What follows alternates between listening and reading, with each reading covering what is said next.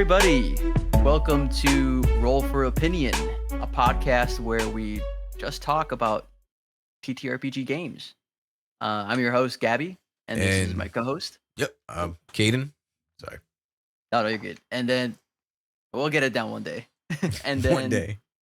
today we're talking about our episode of Mothership. It's been a long time coming. I think we kept saying, I think we said that Mothership was going to be the second episode we recorded, and here we are. It's actually the fourth episode. Um, and that one as well as Nimble, and we promised Nimble's coming out soon as well. And sorry it took us a little bit to actually get this episode out. I think both Caden and I have been really busy playing games, trying games, and just living life essentially. So Yeah. yeah, let's talk about some Mothership. I can kind of start off talking about my experience with the game a little bit. I have played this game a couple times now. I've fallen in love with it. I have GM'd or wardened the game. That's their term for being a GM or a DM, is being a warden. And I think the system is really cool.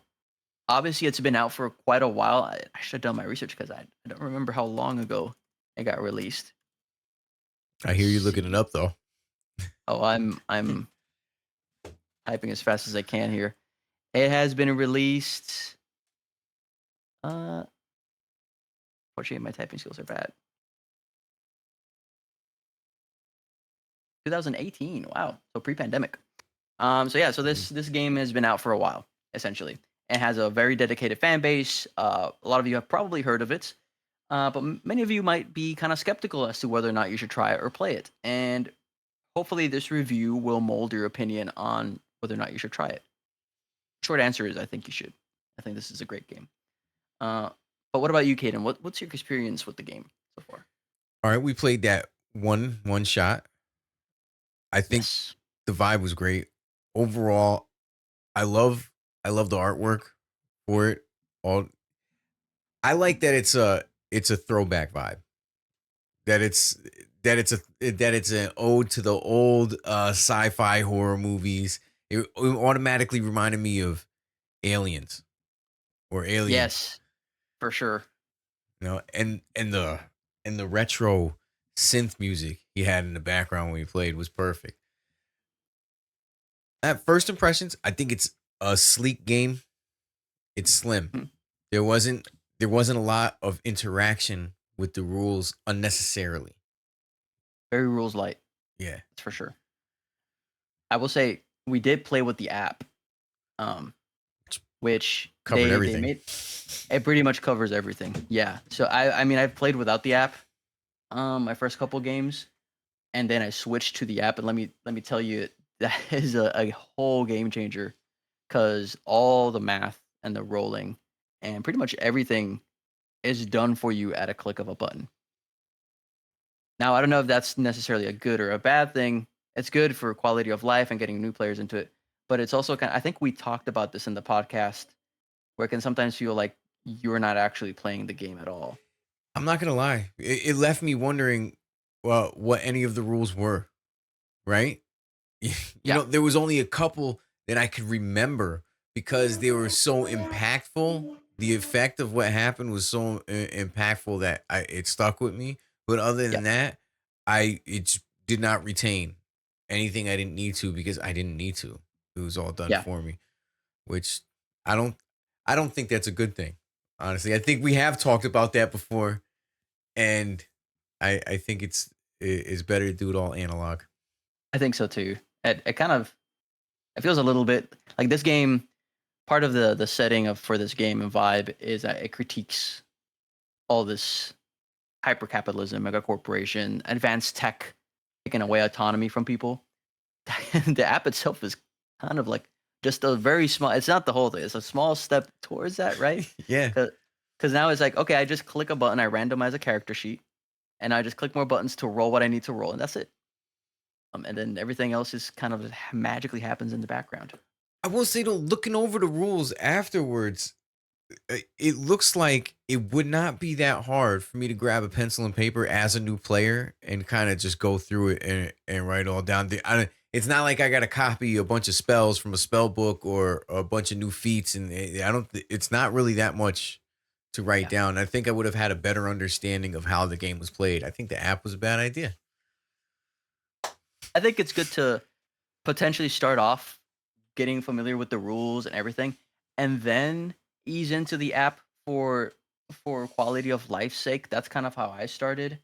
There's like things, for example, every time you fail a roll, you're supposed to mark a, I believe it's a stress or a fear. Oh, Hmm. I'm failing my own thing. Sanity too. Um, yeah, the sanity. Yeah, you're supposed to mark a sanity.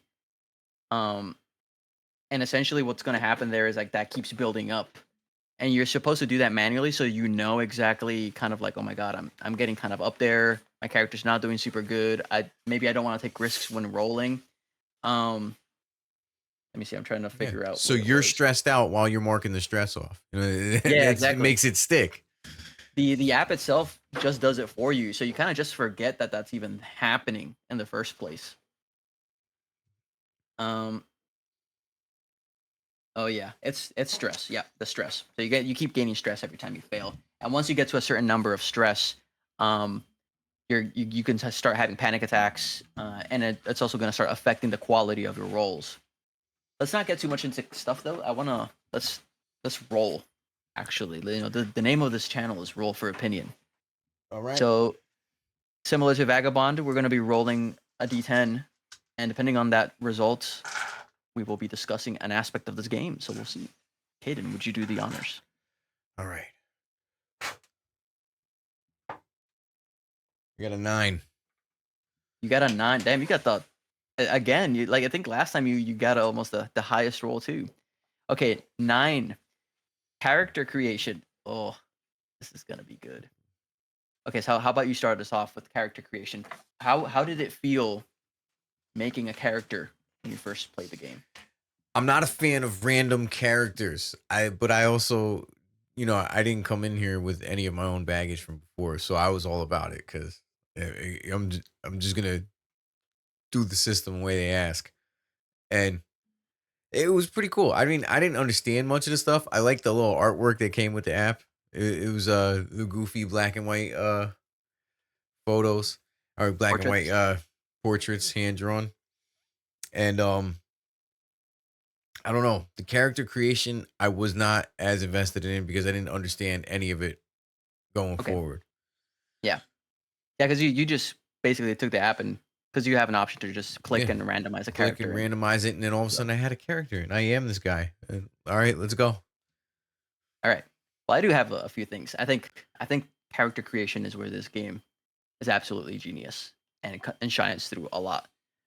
This here is from the Warden's Manual, and I could show this because you can probably find this online for free.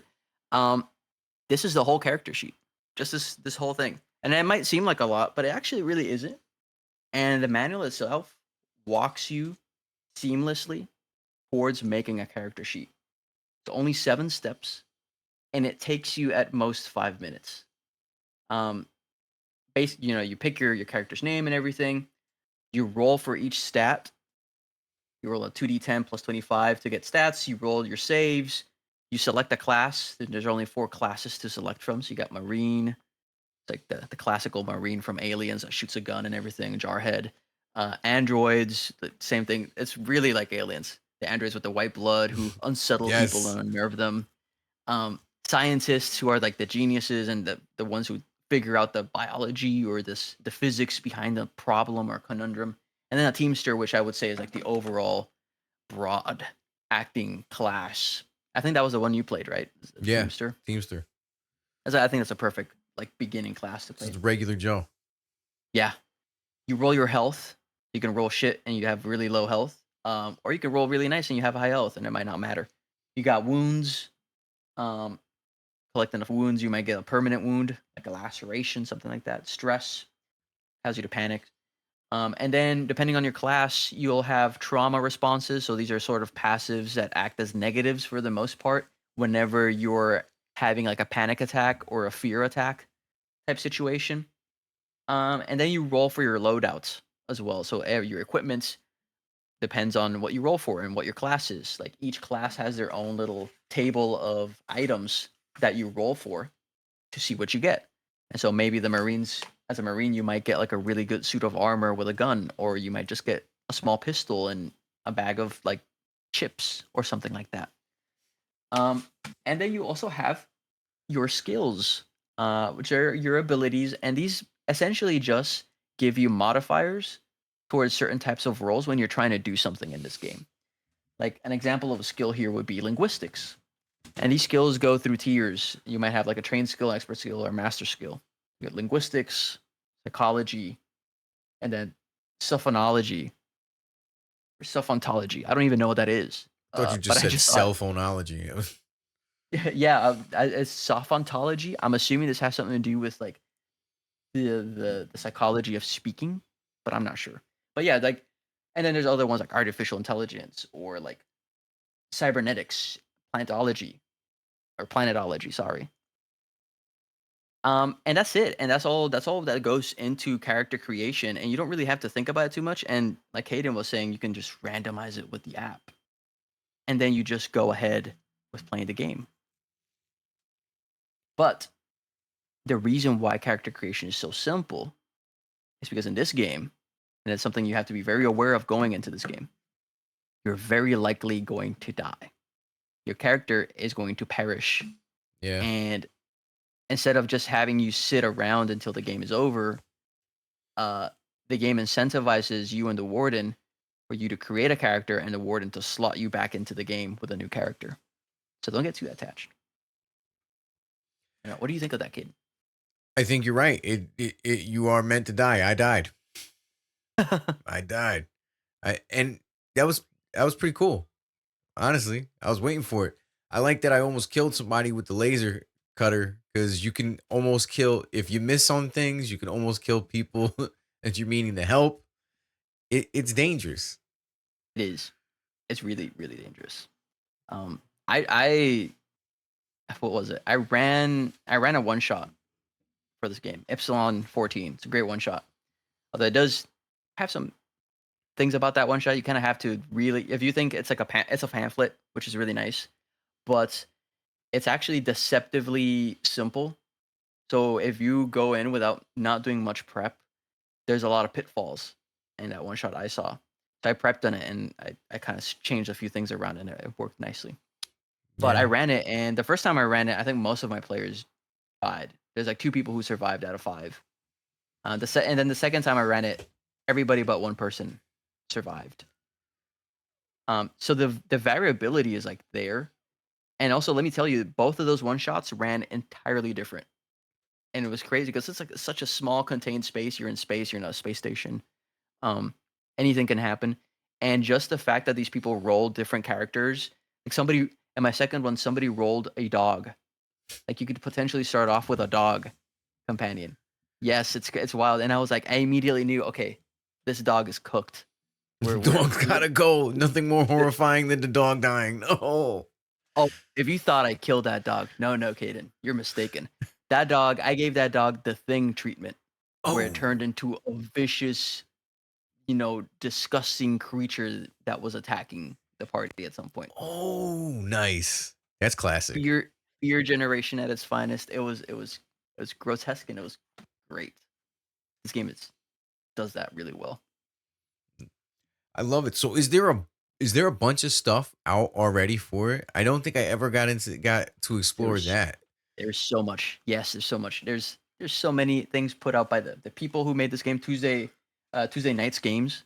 Um, they've made a lot of stuff. They just released a new kind of expansion, new book called Wages of Sin. Hopefully, I'll get my hands on that and I can review it at some point. But other than that, the community of players and creators have made so many different types of adventures out there. There's one called the Year of the Rat, where so Epsilon 14 is you're in a mining asteroid and there's this yellow goop that's attacking people and corrupting them. Year of the Rats, you're in a casino, like a giant space cruise casino type thing.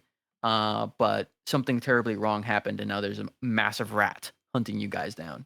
Nice. Um, the one we played was called Let me see if I have it up here. There is a goblin on the loose in Icarus Station, which is, you think some things vary from like very horrific to very wacky. So in this one, it was like there's an invisible goblin with a knife just running around stabbing people, and you kind of just have to figure out what's happening because you have no idea what's going on. And all of a sudden, you're just entering the station, and something's laughing behind your ear and starts stabbing you, and you're like, What just happened?"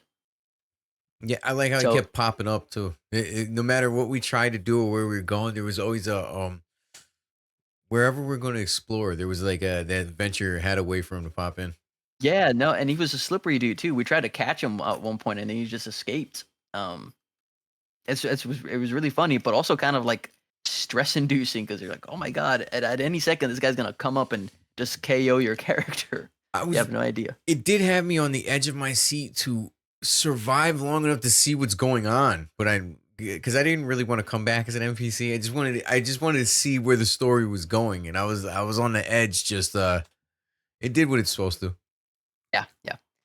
Um, and I'll say this as well, that even some people might think, okay, so this is a good game system for one shots. Not entirely.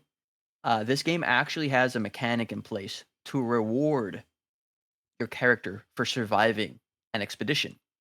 You get credits that you can use to buy items and upgrades, and then you can also send your character to, it's like military training. So you can like send them to military training, and they'll be benched for a set number of games, and then you can bring them back, and now they have like expert military training and stuff, and they can do other cool stuff. Space exploration and space navigation is also a mechanic implemented into the game. You can own a spaceship, and there's like how to build a spaceship. There's how to fight in space. There's a lot of stuff. So it's really up to you and the warden what type of game you're looking for and what world you want to set in motion, and then explore from out there. Okay, So one of the so it's games. got. Oh my, I'm sorry. No, you're good. Let me get this Go right straight. ahead. It's got a set like it's got a set thing where this is a deadly sci-fi horror game at core, but here's everything else you can do with the system.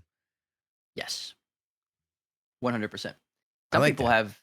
Some people, I believe, have done hacks of this game system as well to play in whatever world setting that they want to. Um, yeah, I'm in a chat right now, and we were talking about the new anime for Ghost in the Shell came out, and this guy Classic. was saying like, I'm a fan of Ghost in the Shell. I'm thinking of maybe creating a kind of like a little sort of mini campaign using the Mothership rule system, but the Ghost in the Shell world and aesthetic and everything around it. You can totally do that, I think, and I think that's really cool. At the core, I think it's a great game if it enables you to be creative with the world that you're building. There is a whole thing about mothership hacks on the internet. Yeah, I Oh, did a you're looking quick. it up? Yeah, I have to. My interest was piked, Peaked, peaked. I peaked, piked. I don't know. Maybe I've been saying it wrong for years.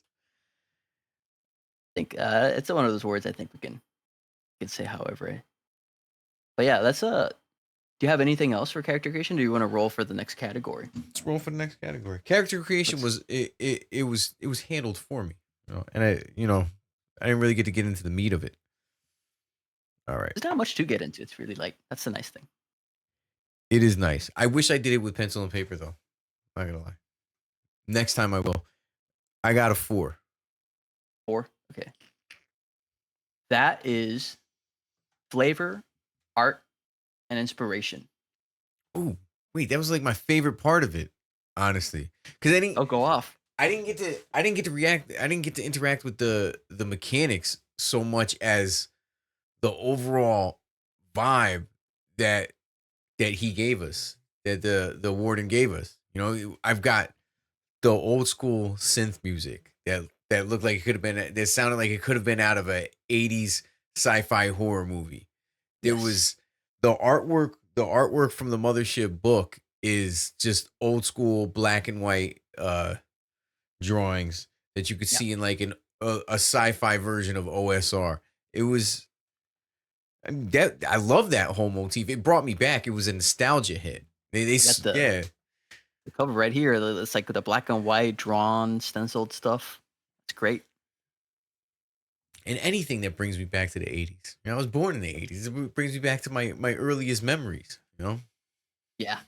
No, it is really like that old era analog type feeling Yes. technology. I always was a fan. Um, I don't know if you've seen. Have you seen the latest, or even if you haven't, you've seen the first Alien movie, right? Yes. Dude, I Where love that when movie. and when you're in the spaceship and you see all the computers and you hear all the clicking and the wiring and the lights going off Yes, and I was like, the computer interface was just DOS. It was like it was just words on a screen. There was nothing else there. yeah, it looks you look at it now and you're like, "This is clearly not the way tech is gonna move forward." But it's just I don't know, it's so somehow, even though it's futuristic and sci-fi, it's so nostalgic feeling, and that's exactly what this game achieves, Was in that aesthetic. wasn't there VHSs in the one shot we played? There were There's cassette cassettes. there's cassettes, right? Which should feel so out like, that's not sci-fi, right? The cassettes shouldn't are not gonna be a thing. That physical form of media doesn't exist in the future, doesn't let alone now, but they introduce it because that's the point. I remember the old 80s sci-fi horror movies and the 70s. Literally though that they put the tech that was around them into the sci-fi movies. So it was like that in those movies back then. I, No, I it's so good. And then, I'll say this too, I don't know how much of this I can actually show. I'm a bit afraid of showing something and then they'll be like, "Actually, you weren't supposed to show that page of the book." But there's like I'm looking through some of the art they have different little pamphlet books like this one. I know I can definitely show the cover. That's fine. Um, so this is like their monsters type adversary. Most of their monsters are definitely like horrific things that are like otherworldly, and the art for them is like bizarre and weird. And some of them are kind of appealing to that 80s old retro aesthetic, but some of them are also appealing to what's that horror movie? Hellraiser. Like yes. Hellraiser type aesthetic, like, That's the there's 80s too. creatures here. Yeah, that remind me of Hellraiser. Oh my That's goodness. Hellraiser. What a it's throwback. I know, that movie's great. Such a Wow. fan. And you know what? That's another thing I like about the game. I mean, now that we're on the subject of the pamphlets, any Yeah. game that has little I'm a big fan of zines. I think bring that I think you should bring that back with all the games. Bring back the old school zines, man. Give me an adventure for $10. You know, on this paper pamphlet that I can run out of there. Even for less, some of those adventures are, like, 1 to $5. Um, like, the Epsilon 14, I think, was, like, $2, 2, $3. Um, and I could keep running that, like, multiple times and get different outcomes and different reactions out of it every time. And I bet you could pump out if you're a creative, you know, I bet you could pump out zines on a regular basis. You could probably make a killing. If that was your system, you could probably make a killing just Making zines for it, and eventually I thought about it too. I was like, "Oh man, I'd like to make one for this." Obviously, time's always a constraint, but it's really hard when you go online and you're like, "Okay, this is what I want to make. Let me make sure nobody's made it." And then you go yeah. and it's like, "Oh, somebody made it." That's I would just do my own because it's version of it. I don't care. There's nothing new under the sun. So we're just, you know, we're putting our own spin on things that have already true. been You done. just yeah, yeah. I used to have a professor who said, there's no more original thoughts anymore." I don't know if I agree entirely with that, but I get where they're coming from. Yeah. For the most part with stuff there's very rarely an original thought, but we are encountering all the time new things that will produce an original thought because there's no possible way to have this thought before this instance. Yeah, but Exactly. that's for There you another go. podcast. The philosophy cast, Yeah. Eh, yeah. but I nice. I like that. You know, I like the zines. I feel like that's a great selling point. If I ever put out my own RPG, that would be the kind of like that would how I would market it is small, rules light, meant to be I'll make zines for any kind of setting difference or theme or group of monsters, and it's so much easier to get somebody to buy your thing if it's $5. for sure, 100%. And I mean, you can. I'm sure if you go to your local game store, um, and you just like walk around, you'll have seen the zines for this game because they also tend to be quite colorful and attractive. That's another thing I like. Like the Epsilon 14 one is like bright yellow, and I've seen other ones that are like bright pink or bright red or things like that. The game itself looks more like a black and white aesthetic, but I don't know, just like it feels so different as opposed to just a big book that then you have to read through an adventure. I just got a draw steel adventure and I was like, oh my god, this is huge. I'm not gonna read through all this. I think And I it's think funny that Mothership is just kind of going the way of a lot of things. I see the big games, right? The big games now is like are still bulky, but I feel like there's a shift in the rest of the industry. And things like Mothership are a sign of that all the people outside of the main 4 or 5 are all leaning towards more streamlined, more lighter, less fluff, more and more plug and play with different like how Mothership could be hacked and there's different vibes that you can get with those hacks. yeah, I think something simple that you can fine tune yes. yourself. Yeah. Yeah. I agree. And outside of MCDM and Darrington Press and Wizards of the Coast and Pathfinder, Paizo, that's how the world is going. Those still have their big books and they got their It's place. like in video games, you got the AAA titled company games, and then you got the Yeah. little indie stuff that people can mod easily and do whatever they want with. Yeah. So So what are I'm a we big doing fan of that. next? What are we doing after this? Uh, how about you give us a roll? Let's see. All right.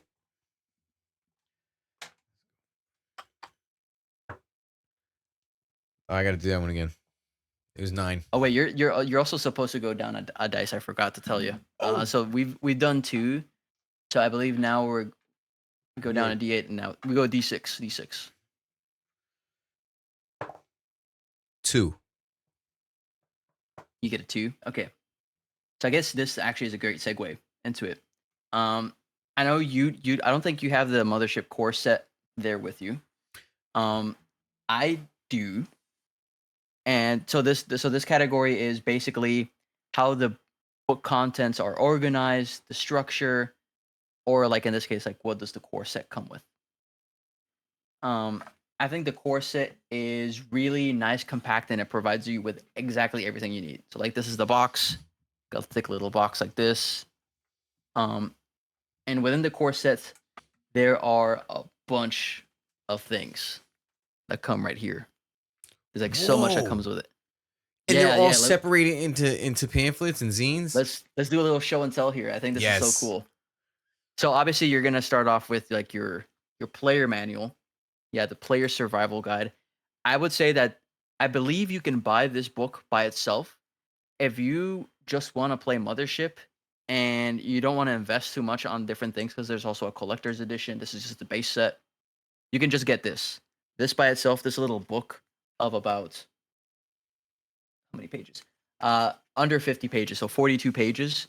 Contains every single piece of information, ruling, mechanics, character creation, everything that you need, even as a warden.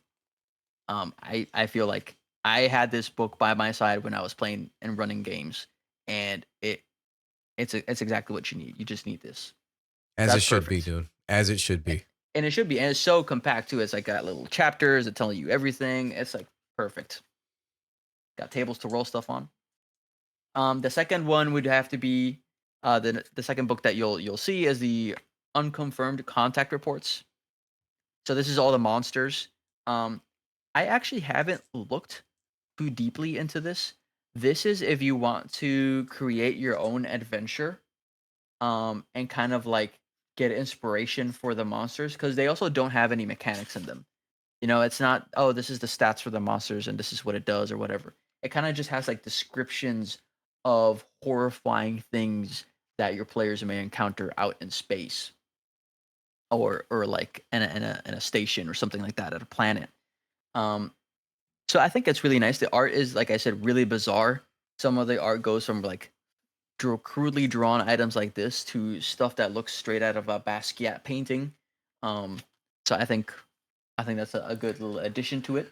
Not necessary, however, I would say, but I think it's great. Hold on a second. Um, So that's yeah, that's just flavor that you plug your own mechanics into. yes, that's 100% correct.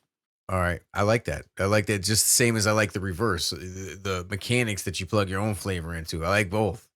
Exactly. It gives you exactly what you want and what you need. Obviously, the Warden's Manual is another one. This is essentially a manual that describes what this game is and how, as a warden, you can run it, should run it, or if you would like to run it in a certain way, that's how you run it. It really just, I don't think this is the most. I read through this manual. It doesn't really give you anything. I don't know how to explain this. I think like this manual doesn't feel that essential and that needed. And you would think, oh wow, as a warden, I should definitely read this manual. Honestly, if you read the player manual, you're fine. I don't think you necessarily need to read the warden's manual. There's not much in here other than the loot tables and the planet tables and all that stuff that you can roll on. There's not much else here that is going to be super useful to you. But of course, it's always nice to read. Every little page here sometimes has like a piece of art. That's always Yeah. nice to admire, and it's really thin. Okay. Other stuff. It does bring some. It gives you some assets. Oh, before that, we also have another book, Shipbreaker's Toolkit. So this is a book where you talk about spaceships and how to build a spaceship, how to buy a spaceship, how to run it. Some of these spaceships are meant for combat, and you can be like a space pirate. Or some of these other spaceships are like small little transport ships that you're just using. This book is also very supplemental. You don't really need it. You would only ever use this if you're trying to use or do an adventure that requires space navigation, intergalactic navigation. A lot of players don't do that. Um, some people do. Sometimes adventures, like the online adventures that you can download or buy, will have pre-made spaceships and pre-made creatures that you can just use. A map for the spaceship. It's pretty big. I'm not going to unfold the whole thing, but yeah, if you want to do like space navigation, there's a whole ass map that you can actually use. Nice. Let's see what else we got here. Oh, a bunch of tokens for like Nice. characters, monsters, creatures, things to track. That's really nice. The GM board, which I think is beautiful. It's really small, but Whoa. also sick, sick art. I like Like, that look at art. this alien. Oh, that's fantastic with the M for Mothership in the middle. That's nice. And then obviously all the rules that you're ever gonna need, all placed in one. And then finally, it also comes with a complimentary adventure that they made already. Another bug Um, hunt.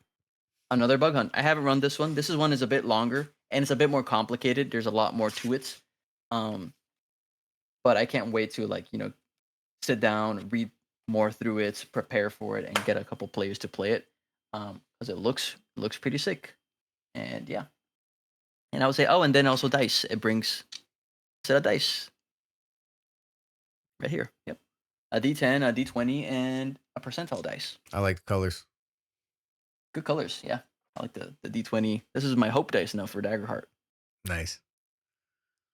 Um, and that's pretty much what comes in the base set. If there's a collector set that comes with even more stuff, and it's like a bigger box with gold etching on it and stuff, and that's a bit more pricey, but it's a really nice set. It's got a big following too for for such a small game. There's a lot of people that like it. I keep hearing it pop up in the circles.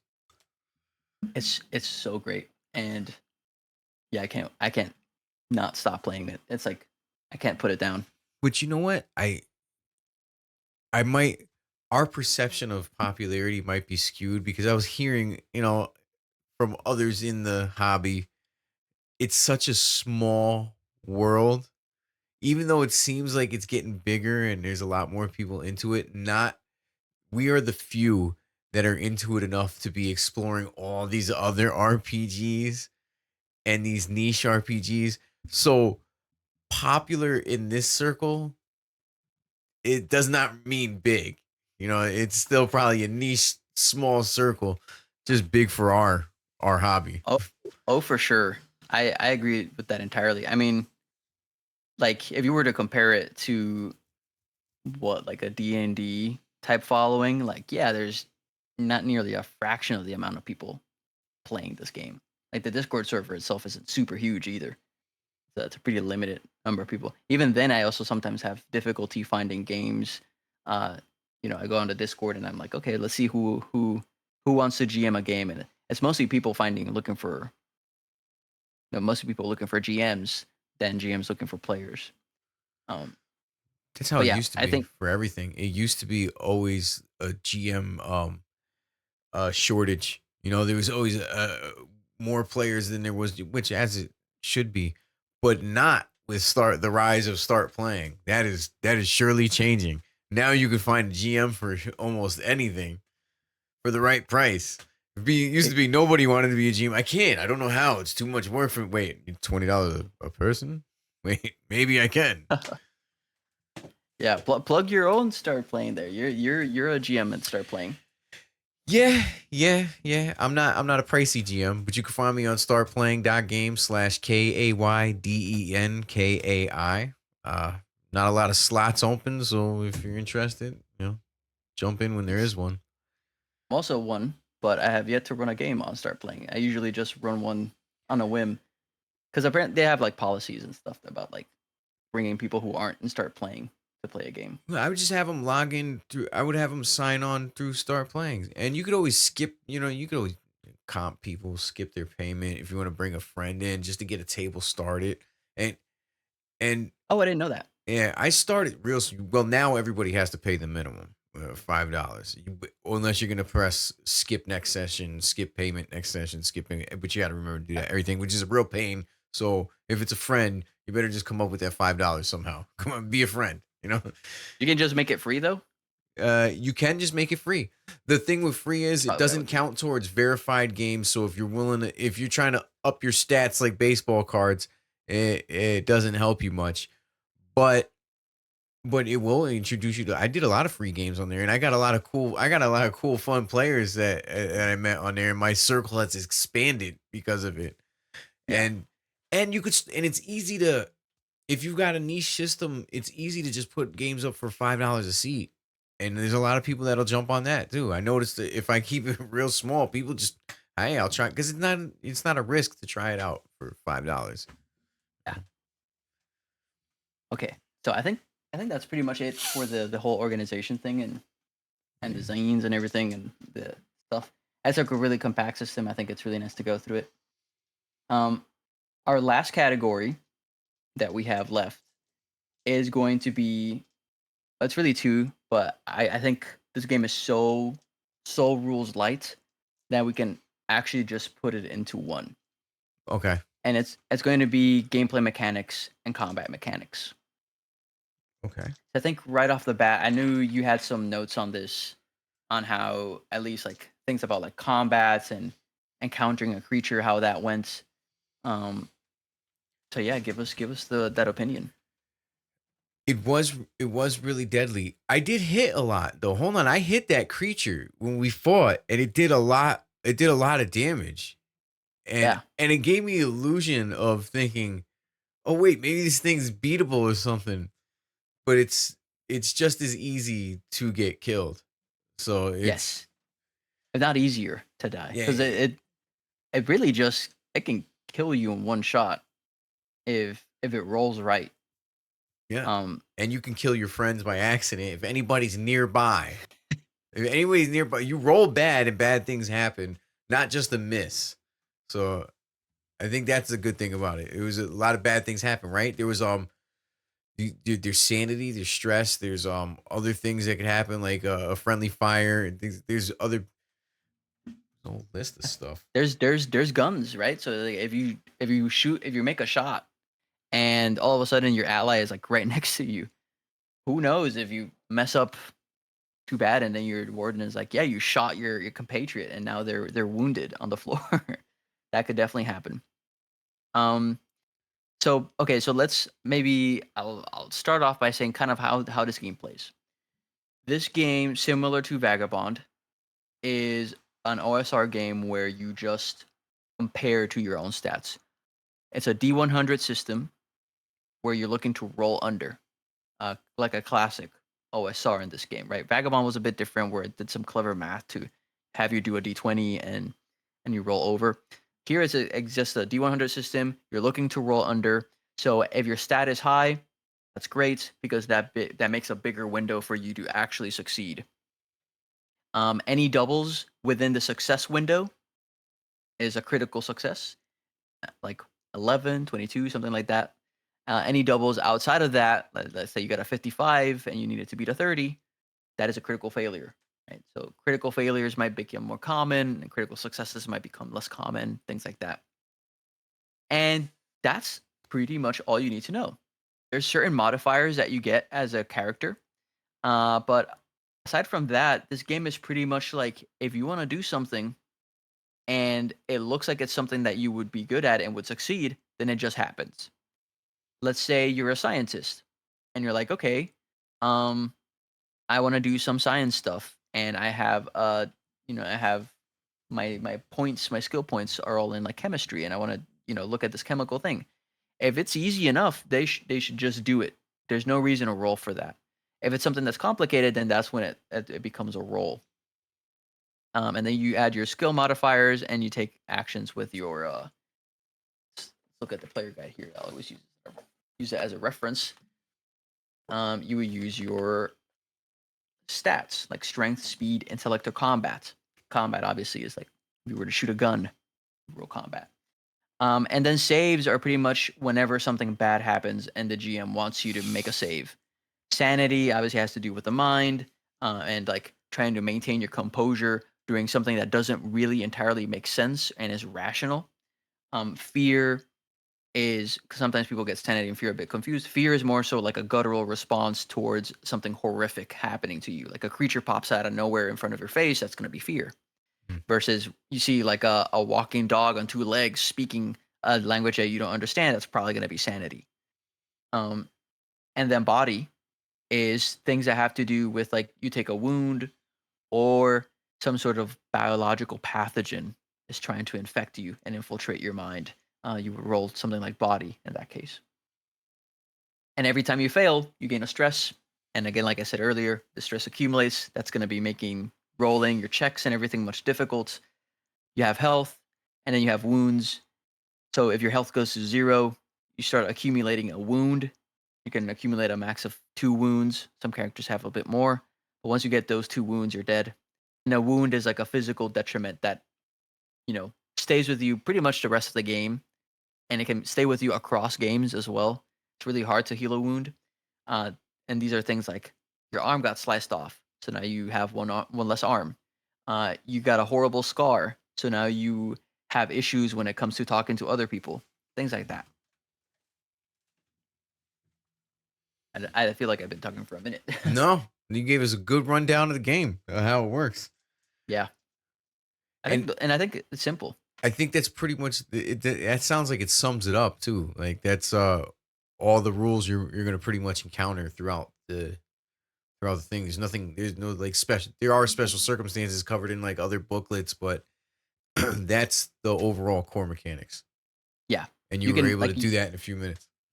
exactly. You take all that and you can craft a campaign out of it or a one shot, an adventure as you want. And not just with Mothership. I think that's what I'm loving, that the hobby is leaning in that direction. People are seeing how much fun you can have with less because they're realizing that less is more. This is best. We're breaking away from the bulk. we're cutting the excess. Exactly. Trim the fat. Get it Yeah. out of here. Yeah. One other thing, real quick too. I remember that I think you were a bit unsure of this when we did that one shot on the goblin thing. Is combat. So when a creature, and this goes back to like we're very D&D brained, Yeah. right? So You're gonna talk about the when turn order. I know.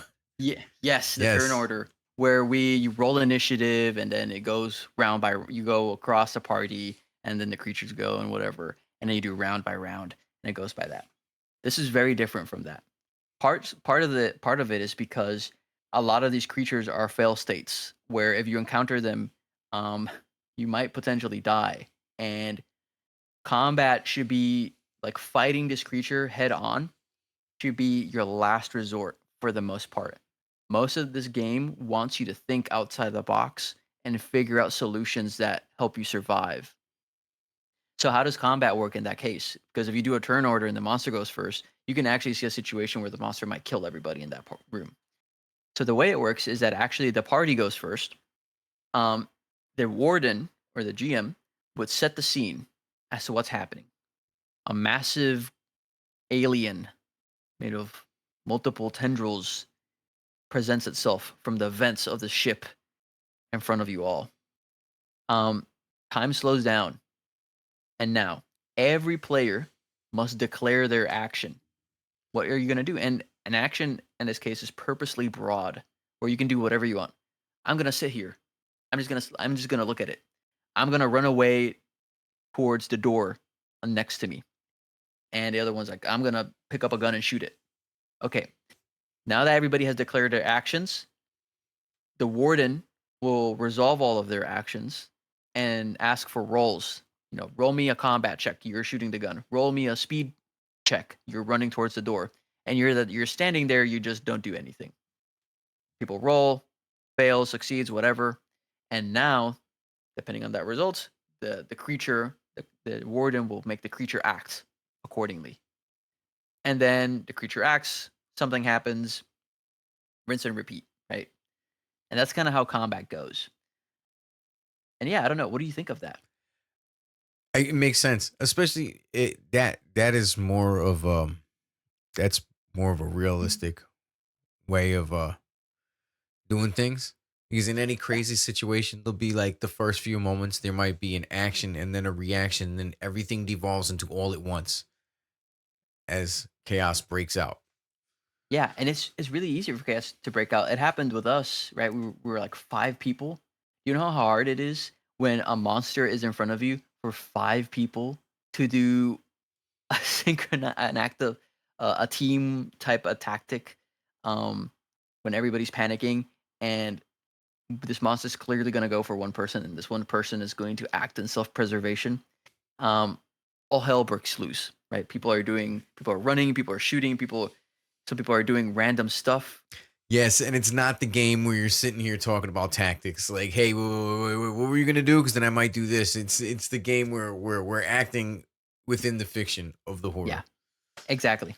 It's like you're not gonna this can happen to new wardens. It's happened to me, and I've seen it in other games as well. And it really does make a difference when you accidentally ask a player, okay, so what are you gonna do?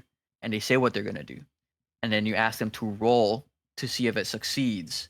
And it does or it doesn't. That action, succeeding or not succeeding, is now going to influence what the other players do. Yeah, The right thing is to have everybody declare their action, and then after that, you ask for and then do rolls. all the roles. Yeah, yeah, and it changes it entirely. And I think that's just great design in general because yeah, you want the horror aspect to come through. You don't want the game aspect to stick too much with players. Hmm. But there is a turn order between the monster and the players. Technically, yeah, yeah, I would because the players go and then the monster reacts, Okay, so they and then we would go back. because then you'd have to determine if there was both attacking, like right, the monster and the players were both attacking. You would and one rolled enough to kill. You'd have to resolve which happened It's a great first. question. Yeah, like if both of them attack at the same time, Yeah, I think they're supposed to resolve at exactly the same time. So if it were to be like, oh, if the monster attacks and kills a player, and then the player attacks and kills the monster, I think they would both die. But honestly, that's a situation that's up to the well, that's to actually the pretty cool warden. too. That's kind of that's kind of cool. Yeah, Like you guys take each other out. yeah, you take each other out. Now I've had a few fun ways of people taking creatures out. There was this one person who just knew they were gonna die, um, and they were like, "There's no way I'm gonna make it out of here." So they actually did a sacrifice. They sacrificed himself, and they had all the players like he was alone in the room with the monster, and he essentially had a bunch of grenades on him, and he just pulled all the pins out, and he took the monster out with him. That's epic. I know, right? And I thought Yeah, I was like, yeah, I have to I'm give it to leaving him. after that. I'm just gonna drop the mic. I'll see you guys at the next session. disconnected out of the Discord. Yeah. Uh, That, and also there's another one where, like, yeah, the monster's afraid of water, and I purposely placed some pressurized water guns in a room, and they tried to lure the monster over there and then shoot it with the water, but things didn't go right, because you failed your rolls, and so then you have to improvise, and it's just like it makes for a really fun, dynamic game, which sometimes you would expect wouldn't be the case because people would be afraid of just dying. yeah. Um, yeah, you just have to make sure. Again, the issue with these games sometimes is you have to make sure people are on board with it, especially with the because it's so easy to think about this realistically and logically, and your character says, "Oh, something's clearly wrong in the space station. I'm just gonna hop in my spaceship and leave." Right? I was like, "Well, where's the game in that?" Right? Like we could have done that actually in our one shot. With once we see that a lot of people are dying, we could have easily just gotten on our spaceship and just left all Yeah. the people and stuff. There's nothing That's more not. annoying than punching holes in the horror movie you're watching, though. Like, come on, man. Of course there would be no movie if we were in it. you know? Exactly. Of course, there's no horror if you don't step into the dark room by yourself, right? It's like, yeah, like, Yeah, yeah. but I think just if you're gonna warden this game and or play it, just be aware of that. I think that's any game. You got to kind of buy into the you're buying into the fiction. You're going into it knowing that what you do, what you say in character is going to kind of support the fiction, and you're not going to derail the whole thing. Although Yeah. no, there are players like that. I've encountered them in my early days of D&D. They kind of like they know what they're about to do is about to derail everything. Not just throw the DM through a loop, but the whole group. They don't care. Yeah, no, that's pretty unfortunate. But yeah, you have to sometimes you have to prepare for that type of stuff, especially if you're like running games with people you don't really know. Like if you have friends and you know them, it's like, yeah, I know how they're gonna react. But when it's like randoms online, you gotta be careful. It's hard. It's hard. You got to yeah. Yeah. Yeah. You got to go into you're not going to vibe with everybody. Yeah. You're not going to vibe with everybody. You got to know when you're not expect everybody to play the same way as you or to Hmm. think the same way as you or have better to just have no expectations at all. Well, I would say I would say prep the adventure and make it really immersive. Have fun with it, and also I think sometimes it's really easy for a GM to become personally invested in a game, like the story of a game, and then when it doesn't quite pan out the way you want it to, you kind of feel a bit frustrated. Sometimes you have to just let that go. And I yeah, just had an experience like that where I was kind of frustrated with because I'm playing Daggerheart and it's yeah, the way we're doing it is kind of I know it's kind of sidetracking, but it made me excited to bring it up because it made me really like it in the end.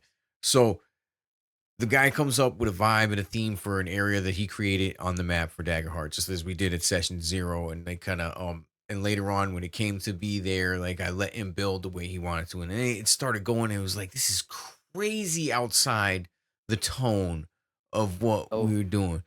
But then I was like, all right, this sounds like it's outside the tone, so I'm gonna do everything I can to kind of weave it back into the tone and keep everything you're saying in place. And he's like, yeah, absolutely. I was like, and the way it came out was so cool.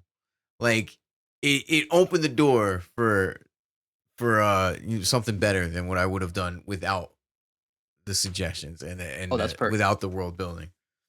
That's perfect. That's fantastic. I mean, that's the way we can actually do have to do it. Instead of being so protective of your thing and like shutting out players and their ideas, sometimes it's better to like kind of open it up to them and then take what they said and weave it into something, Add your own really, really thing to it, cool. just like they added something to yours, and get an end product. And Yes, collective storytelling. That's what we're doing with these games in part.